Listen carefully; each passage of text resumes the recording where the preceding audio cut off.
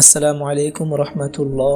প্রিয় দর্শক মণ্ডলী, আশা করি আল্লাহর অশেষ রহমতে আপনারা সকলেই ভালো আছেন। প্রিয় দর্শক, আজকের ভিডিওতে শেয়ার করব ইহুদিরা যেভাবে চক্রান্ত করে প্রিয় নবী হযরত মুহাম্মদ সাল্লাল্লাহু আলাইহি ইসলামের লাশ চুরি করার অপচেষ্টা করছিল, আর আল্লাহ তাআলা যেভাবে তার প্রিয় বন্ধুকে সেই চক্রান্ত থেকে রক্ষা করছিলেন। এই বিস্ময়কর ঘটনাটি সম্পূর্ণ শুনলে আপনি শিউরে উঠবেন। চলুন শুরু করা যাক আজকের ঘটনা।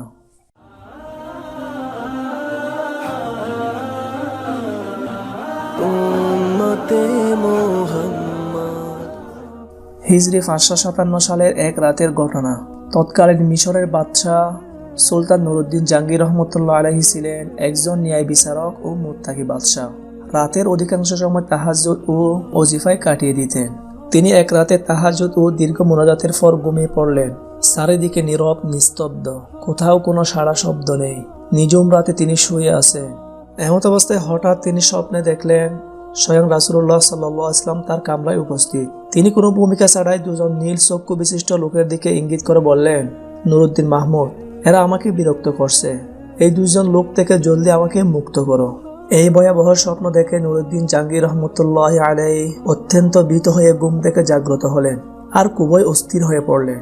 সাথে সাথে তার মাথায় বিভিন্ন প্রকার চিন্তা ঘুরপাক খেতে লাগলো। কিভাবে কি করা যায়? হৃদয় রাজ্যে বীর জমালা হাজারো রকমের প্রশ্ন। তিনি ভাবলেন, আল্লাহ রসুল সাল্লাল্লাহু আলাইহি ওয়াসাল্লাম তো এখন কবরে জীবিত আছেন। তার সাথে অভিশপ্ত ইহুদিরা এমন কি ষড়যন্ত্র করতে পারে? কি হতে পারে তাদের চক্রান্তের স্বরূপ? তারা কি রাসূলুল্লাহ সাল্লাল্লাহু আলাইহি ওয়াসাল্লামের কোনো ক্ষতি করতে চায়? চায় কি পর জীবনেও তার সাথে ষড়যন্ত্রে লিপ্ত হতে? আমাকে দুজন ইহুদির চেহারা দেখানো হলো কেন? শয়তান তো আল্লাহর নবীর রূপ ধারণ করতে পারে না। তাহলে কি আমি সত্য স্বপ্ন দেখেছি? এসব ভাবতে ভাবতে সুলতান অস্থির হয়ে পড়লেন। তিনি ওযু করে 2 রাকাত নামাজ আদায় করলেন। অতঃপর আল্লাহ রাব্বুল আলামিনের দরবারে ক্রন্দনরত অবস্থায় অনেকক্ষণ মুনাজাত করলেন। অবশেষে আবারও তিনি শয়ন করলেন। দীর্ঘ সময় পর যখন তার একটু ঘুমের ভাব এলো, সঙ্গে সঙ্গে এবারও তিনি প্রথমবারের মতো নবী করিম সাল্লাল্লাহু আলাইহি ওয়াসাল্লামকে স্বপ্ন দেখলেন। তিনি তাকে পূর্বে নিয়ে বলছেন, নুরউদ্দিন মাহমুদ, এই দুইজন থেকে আমাকে মুক্ত করো। এবার নুরউদ্দিন জাহাঙ্গীর রহমতুল্লাহ আলাইহি আল্লাহ আল্লাহ বলতে বলতে বিছানা থেকে উঠে বসলেন। তারপর কোথায় যাবেন, কি করবেন কিছুই ঠিক করতে না পেরে দ্রুত ওযু শেষ করে জায়নামাজে দাঁড়িয়ে অত্যধিক ভীত অবস্থায় 2 রাকাত নামাজ আদায় করলেন এবং দীর্ঘ সময় অশ্রুসিক্ত নয়নে দোয়া করলেন। রাতের অনেক অংশ এখনো বাকি। সমগ্র পৃথিবী যেন এক বিপদের সম্মুখীন হয়ে নিঝুম হয়ে আছে। কি এক মহা বিপর্যয় যেন পৃথিবীর বুকে সংঘটিত হতে যাচ্ছে। কঠিন বিপদের ঘনঘটা যেন চতুর্দিকে ছড়িয়ে পড়ছে। তিনি মুখ তুলে আকাশ পানে তাকালেন। মনে হলো স্বপ্ন দেখা ওই দুজন লোক যেন তাকে ধরার জন্য দ্রুত গতিতে ধেয়ে আসছে। তিনি সেই চেহারা দুটোকে মনের মণিকোঠা থেকে সরাবার চেষ্টা করলেন, কিন্তু কিছুতেই পারছে না। বারবার মনে হচ্ছে অন্য কিছু। শেষ পর্যন্ত নিরুপায় হয়ে নুরউদ্দিন জাহাঙ্গীর রহমতুল্লাহ আলাইহি চোখ বন্ধ করে আবারও তন্দ্রা বিভোর হয়ে শুয়ে পড়লেন। শোয়ার পর তৃতীয়বারও তিনি একই ধরনের স্বপ্ন দেখলেন। রাসূলুল্লাহ সাল্লাল্লাহু আলাইহি ওয়াসাল্লামের বক্তব্য শেষ হওয়ার পর নুরউদ্দিন জাহাঙ্গীর রহমতুল্লাহ আলাইহি ক্রন্দনরত অবস্থায় বিছানা পরিত্যাগ করলেন। এবার তার দৃঢ় বিশ্বাস জন্মালো যে নিশ্চয় প্রিয় নবী সাল্লাল্লাহু আলাইহি ওয়াসাল্লামের রওজা মুবারক কোনো বিপদের সম্মুখীন হয়েছে। তিনি খুব দ্রুত ওযু করে ফজরের নামাজ আদায় করলেন। তারপর থেকে শুরু করলেন কার্যক্রম। তখন তিনি বাগদাদে বসবাস করতেন। বাগদাদের প্রধানমন্ত্রী জালালউদ্দিন মহসির নিকট গিয়ে গোপনীয়তা রক্ষার প্রতিশ্রুতি নিয়ে স্বপ্নের বিবরণ শোনালেন এবং এই মুহূর্তে কি করা যায় এ ব্যাপারে পরামর্শ চাইলেন। স্বপ্নের বৃত্তান্ত অবগত হয়ে তিনি বললেন, হুজুর, আপনি এখনো বসে আছেন? নিশ্চয় প্রিয় নবীর রওজা মুবারক কোনো কঠিন বিপদের সম্মুখীন হয়েছে। তাই এই বিপদ থেকে উদ্ধার করার জন্য বারবার তিনি আপনাকে স্মরণ করছেন। অতএব আমার পরামর্শ হলো, সময় নষ্ট না করে অতি সত্বর মদিনার পথে অগ্রসর হন। নুরউদ্দিন জাহাঙ্গীর রহমতুল্লাহ আলাইহি আর দেরি করলেন না। তিনি 16,000 দ্রুতগামী অশ্বারোহী সৈন্য এবং বিপুল ধন সম্পদ নিয়ে বাগদাদ থেকে মদিনা শরীফের অভিমুখে রওনা হলেন। রাত দিন সফর করে 17তম দিনে মদিনা শরীফে পৌঁছালেন এবং সৈন্যবাহিনী সহ ওযু সেরে 2 রাকাত নফল নামাজ শেষে দীর্ঘ সময় ধরে মুনাজাত করলেন। তারপর সৈন্যবাহিনী দ্বারা মদিনা শরীফ ঘেরাও করে ফেললেন এবং সঙ্গে সঙ্গে আদেশ জারি করলেন যে বাইরের লোক মদিনায় আসতে পারবে, কিন্তু সাবধান, মদিনা শরীফ থেকে কোনো লোক বাইরে যেতে পারবে না। নুরউদ্দিন জাহাঙ্গীর রহমতুল্লাহ আলাইহি জুমার খুতবা দিলেন এবং ঘোষণা করলেন, আমি মদিনাবাসীকে দাওয়াত দিয়ে একবেলা খানা খাওয়াতে চাই। আমার ইচ্ছা সকলেই যেন এই দাওয়াতে অংশগ্রহণ করেন। সুলতান মদিনাবাসীকে আপ্যায়নের জন্য বিশাল আয়োজন করলেন এবং প্রত্যেকের নিকট অনুরোধ করলেন মদিনার কোনো লোক যেন এই দাওয়াত থেকে বঞ্চিত না হয়। নির্ধারিত সময়ে খাওয়া দাওয়া শুরু হলো। প্রত্যেকেই তৃপ্তি সহকারে খানা খেলো। যারা দূর দূরান্ত থেকে আসতে পারেনি তাদেরকেও শেষ পর্যন্ত ঘোড়া ও গাদার পিঠে সরিয়ে আনা হলো। এভাবে প্রায় 15 দিন পর্যন্ত অগণিত লোক শাহী দাওয়াতে শরীক হওয়ার পর সুলতান জিজ্ঞেস করলেন, আরো কেউ অবশিষ্ট আছে কি? থাকলে তাদেরকেও ডেকে আনো।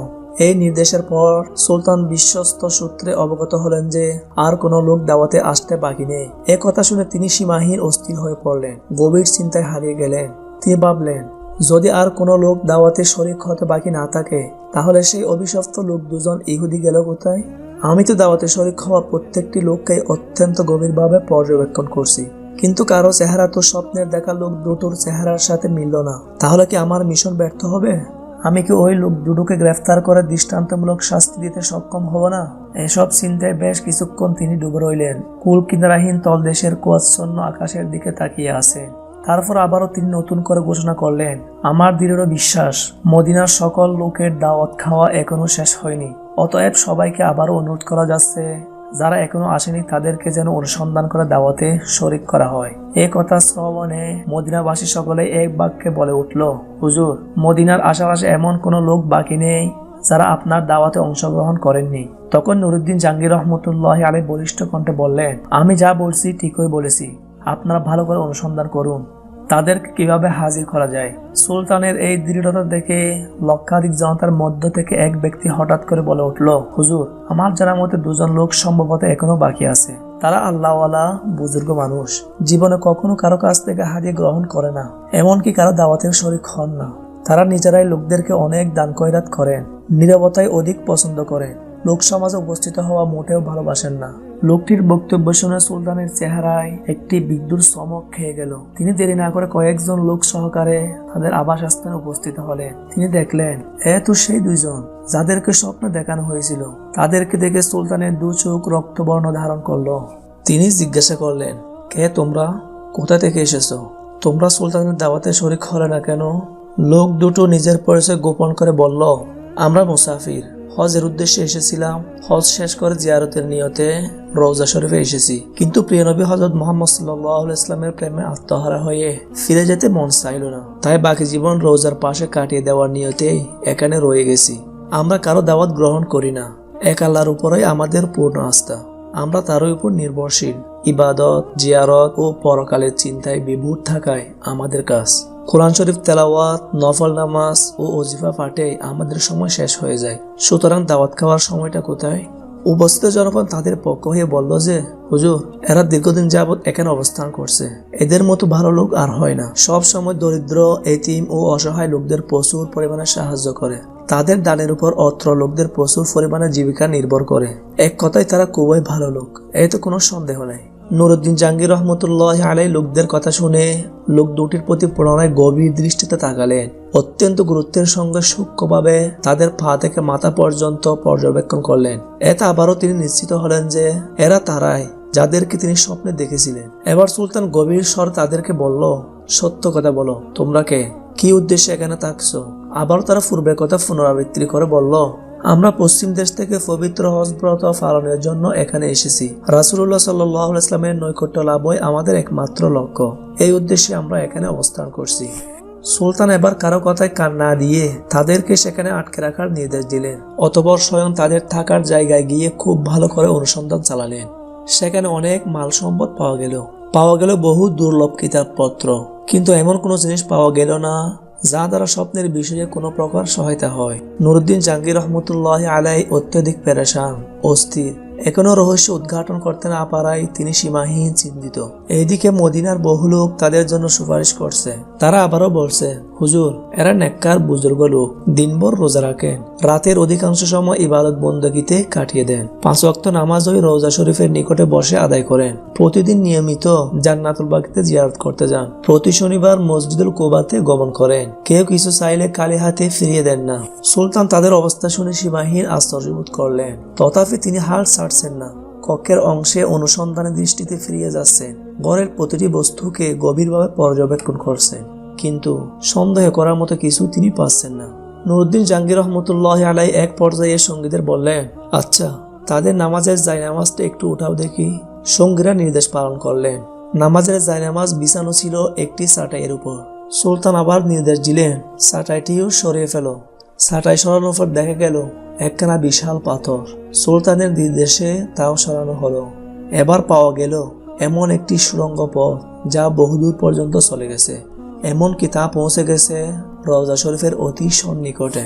এই দৃশ্য অবলোকন করা মাত্র নুরুদ্দিন জাহাঙ্গীর রহমতুল্লাহ আলাই বজ্রপাতের নিয়ে চমকে উঠলেন। অস্থিরতার কালো মেঘ ছেয়ে যায় তার সমস্ত হৃদয়ে, ক্রোধে লাল হয়ে যায় পুরো মুখমণ্ডল। অবশেষে লোক দুটোকে লক্ষ্য করে যা যা কণ্ঠে বললেন, তোমরা পরিষ্কার ভাষায় সত্যি কথাটা খুলে বলো, না হয় এক্ষুনি তোমাদের যন্ত্রদায়ক শাস্তির সম্মুখীন হতে হবে। বলো তোমরা কে? তোমাদের আসল পরিচয় কি?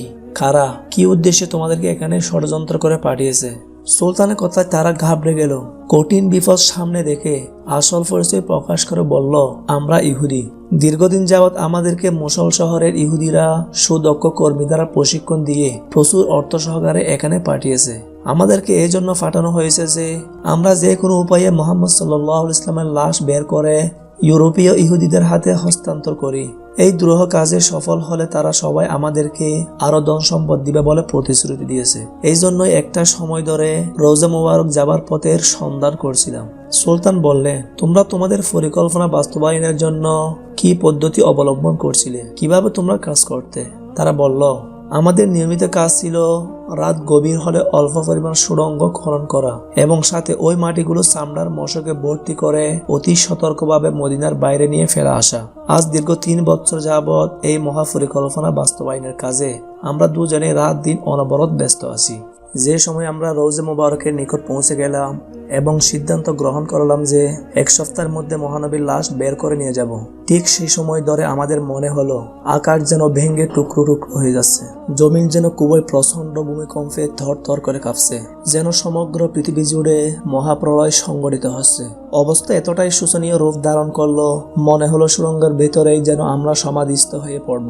এই অবস্থা প্রত্যক্ষ করে ভয়ে আমরা কাজ বন্ধ করে রেখেছি। তাদের বক্তব্যে সুলতানের নিকট সবকিছু পরিষ্কার হয়ে গেল। তাই তিনি লোক দুটোকে নজিরবিহীন শাস্তি দেওয়ার ব্যবস্থা গ্রহণ করলেন, যাতে ভবিষ্যতে কেউ আর এমন দুঃসাহস দেখাতে না পারে। তিনি মসজিদ হতে অর্ধ মাইল দূরে একটি বিশাল ময়দানে 20 হাত উঁচু একটি কাঠের মঞ্চ তৈরি করলেন। সাথে সাথে সংবাদ পাঠিয়ে মদিনা ও মদিনার আশেপাশের লোকদের উক্ত ময়দানে হাজির হওয়ার নির্দেশ প্রদান করলেন। নির্ধারিত সময়ে লক্ষ লক্ষ লোক উক্ত ময়দানে সমবেত হলো। সুলতান নুরুদ্দিন জাহাঙ্গীর রহমতুল্লাহ আলাই অপরাধী লোক দুটোকে লৌহশিকলে আবদ্ধ করে মঞ্চের উপর বসালেন। তারপর বিশাল জনসমুদ্রের মাঝে তাদের হীন চক্রান্ত ও ঘৃণ্য তৎপরতার কথা জনসভায় সুস্পষ্ট বর্ণনা করে উল্লেখ করলেন। সুলতান নুরুদ্দিন জাহাঙ্গীর রহমতুল্লাহ আলাইহির বক্তব্য শ্রবণ করে লোকজন হতবাক হয়ে গেল। তারা এই ঘৃণ্য ষড়যন্ত্রের দৃষ্টান্তমূলক শাস্তির দাবি করলো। সুলতান বললেন, হ্যাঁ, এদের শাস্তি দৃষ্টান্তমূলকই হবে। তিনি লোকদেরকে বিপুল পরিমাণ লাকড়ি সংগ্রহের নির্দেশ দিলেন। তারপর লক্ষ জনতার সামনে সেই ইহুদি দুটোকে মঞ্চের নিম্নভাগে আগুন লাগিয়ে পুড়ে ছাই করে ফেললেন। কোনো বর্ণনায় রয়েছে সেই আগুন নাকি দীর্ঘ 11 দিন পর্যন্ত জ্বলছিল। অতঃপর তিনি বিপুল পরিমাণ অর্থ ব্যয় করে 1000 পরিমাণ সীসা গলিয়ে রওজা শরীফের চতুর্পাশে মজবুত প্রাচীর নির্মাণ করে দেন, যেন ভবিষ্যতে আর কেউ প্রিয় নবীর খবর পর্যন্ত পৌঁছাতে সক্ষম না হয়। সবশেষে তিনি আল্লাহ তাআলার কাছে শুকরিয়া আদায় করলেন এবং তাকে যে এত বড় একটা খেদমতের জন্য কবুল করলেন, সেই জন্য সপ্তাহকাল ব্যাপী তিনি আনন্দশ্রু বিসর্জন করলেন। আল্লাহ তাআলা তাকে এই অসাধারণ কাজের জন্য জান্নাতুল ফেরদাউসের মেহমান করুন। আমিন।